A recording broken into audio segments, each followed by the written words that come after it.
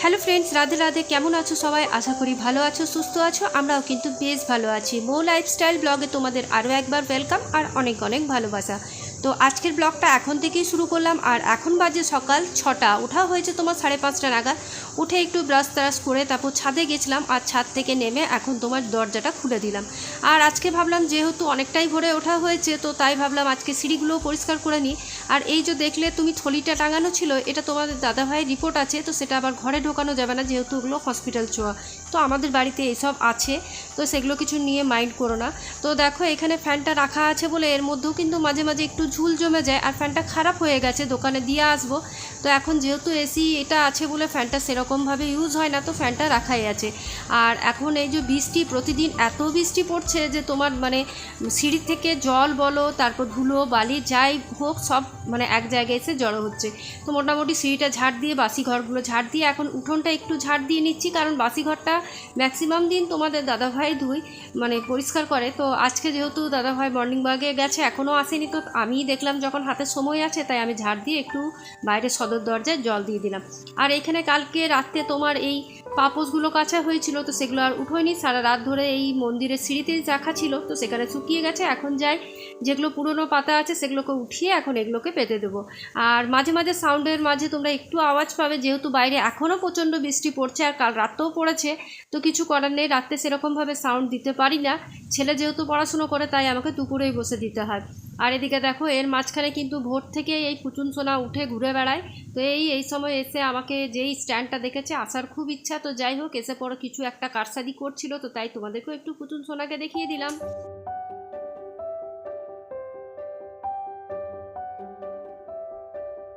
আর এদিকে 1 কাপ চা খেয়ে নিই, যেহেতু সকালবেলার টুকিটাকি যা বাসি কাজকর্ম ছিল সেগুলো কমপ্লিট করে নিয়েছি। আর ব্যাস এখন একটু বসে চাটা খেয়ে নিচ্ছি।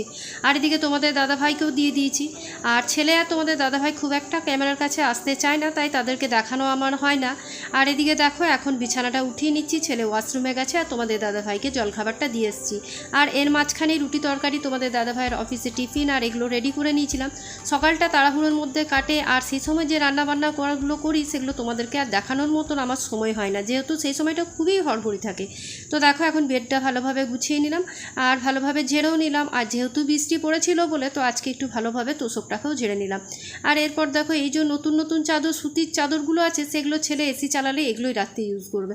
তো আমি সেই জন্য আজকে ভাবলাম এগুলো ভালো করে ভাঁজ করে ঢুকিয়ে লুকিয়ে রেখে দিই, তাছাড়া কিন্তু আবার এগুলোকে টেনেই বার করবে।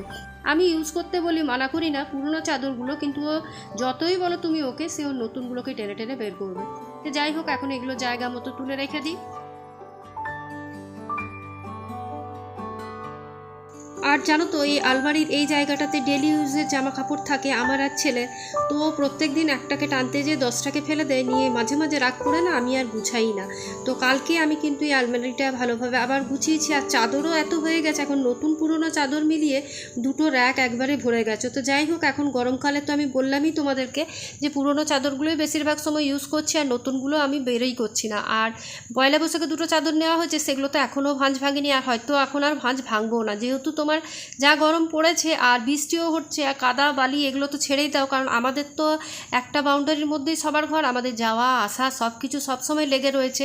তো সেই জন্য আমাদের বিছানায় ওঠা বসা সব কিছু, তো তাই লোকজন যখন আসে তখন আমি একটা নতুন চাদর খানিকক্ষণের জন্য পেতে দিই, আবার যখন চলে যায় তখন ওই পুরনো চাদরগুলোই আবার পেতে দিই, বা রাত্রেবেলায় সেটাও করি। আর এখন দেখো সমস্ত কাজ এদিকের করে এখন হালকা হাতে যেটুকু ফার্নিচারগুলো আছে সেগুলোকে এখন টুকটুক করে ডাস্টিং করে নিচ্ছি। আর এই জানলাগুলো মাঝে মাঝে না পরিষ্কার করলে তোমার খুবই ধুলো বালি বসে থাকে বলে দেখতে বাজে লাগে। তো তাই এখন আলমারিটা পরিষ্কার করে আমি না বেডরুমটা প্রতিদিন একটু ভালোভাবেই পরিষ্কার করে রাখার চেষ্টা করি, যেহেতু আমার তো দুটোই রুম দেখেইছো, ছোটো রুম একটা আর এই একটা বেডরুম। তো বেডরুমটা যদি একটু পরিষ্কার পরিচ্ছন্ন থাকে না, তো দেখতেও ভীষণ ভালো লাগে। তো আমি সেই জন্য চেষ্টা করি প্রত্যেক দিন বেডরুমে একটু ডিপ ক্লিন করার। বেশিক্ষণ সময় লাগে না, হাতে 15 মিনিট সময় দাও, তাহলেই কিন্তু তোমার পুরো বেডরুমটা ভালোভাবে ক্লিন হয়ে যায়। প্রত্যেকটা জিনিস একটু ছড়িয়ে ছড়িয়ে ঝাড় দেওয়া, আর এই জানলা দরজাগুলোকে একটু মুছে দেওয়া। আর মাঝে মাঝে কি ঝুলটা আমার একটা বাতিক বলতে পারো, আমি প্রায় দিনই ডান্ডা নিয়ে একবার করে ঝুল ঝেড়ে দিই। তো সেই বাস প্রত্যেক দিন যেটা করি সেটাই তোমাদের সাথে মানে শেয়ার করছি। আর গরমকালে একটা জিনিস সুবিধার হয়, দেখবে ভোরবেলায় উঠে সমস্ত কাজ কিন্তু সময়ের মধ্যে কমপ্লিট হয়ে যায়, আর তোমার মাথার কিন্তু চাপ থাকে না। 11টা সাড়ে 11টার মধ্যে রান্নাও কমপ্লিট হয়ে যায়, আর তারপরে একদম এনাফ টাইম তুমি হাতে নিয়ে ফোন দেখো, টিভি দেখো, সিরিয়াল দেখো, লোকের সাথে গল্প করো, যাই করো তোমার কাছে প্রচুর টাইম থাকবে। তো সেই জন্যই চেষ্টা করি ভোর ভোর উঠে সমস্ত কাজ সময়ের মধ্যে গুছিয়ে নেওয়া। আর সেই জন্যে শীতকালটা আমার ভীষণ পছন্দের। 5টায় উঠো, 5:30টায় উঠো, কাজ কিন্তু তোমার তাড়াতাড়ি কমপ্লিট হয়ে যাবে। আর যেদিন লেথার্জি ভাব থাকে সেদিন আমি দেরি করেও যদি উঠি বা জলদিও উঠি, তো যদি আমার ইচ্ছে হয় যে আমি রান্নাটা আজকে দেরি করে করবো, সেটা আলাদা ব্যাপার। আর এদিকে দেখো কলাগুলো রাখা আছে, ছেলে কলা খাবো বলে কলা আনা হয়েছিল, সে একটাও এখনও পর্যন্ত শোয়নি। তো যাই হোক, এই যে কাঁচের ডাইনিং টেবিলটা তোমরা তো রোজই দেখতে পাও আমি মোছামুছি করি। কিছু দেখবে শখের জিনিস থাকে, যেগুলো দামি হোক বা কম দামি, সেগুলো কিন্তু প্রতিনিয়ত আমরা প্রতিদিন পরিষ্কার পরিচ্ছন্ন করে থাকি। দামি জিনিস বলে সেটাকে যত্ন করতে হবে এর কোনো মানে নেই। কম দামি জিনিসটাকেও যদি আমরা সুন্দরভাবে সাজিয়ে গুছিয়ে রাখি, সেটারও কিন্তু অনেকটাই মর্যাদা বেড়ে যায় আমার কাছে মনে হয়। আমার বাড়িতে তো তোমরা দেখতেই পাও, সেরকম হয়তো দামি ফার্নিচার খুব একটা নেই, যেটুকু আছে তোমরা রোজই দেখতে পাও আমার ভিডিওতে। আমি কিন্তু প্রত্যেকটা জিনিসটা, সেটা 10 বছরের হোক, 15 বছরের হোক বা 12 বছরের হোক, আমি প্রত্যেকটা জিনিসকে নিখুঁতভাবে পরিষ্কার করি আর সুন্দরভাবে সবসময় রাখার চেষ্টা করি।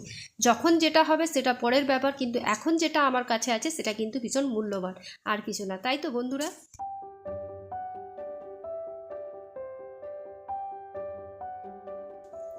আর এখন কিছু এই যে ওয়াল হ্যাঙ্গিংগুলো আছে সেগুলোকে পরিষ্কার করে নিচ্ছি। টুকিটাকি কিছু কিছু জিনিস প্রত্যেক দিনই আমি পরিষ্কার করে থাকি, আর তোমরা ভিডিওতে দেখতেই পাও। আর স্নান করতে যাওয়ার আগে ভাবলাম এই নাইটি দুটোর যেন তো নিচের তলাগুলোতে সেলাই করতে দিয়েছিলাম, কিন্তু দেখছি এখনও কিন্তু বেশ বড় বড় আছে।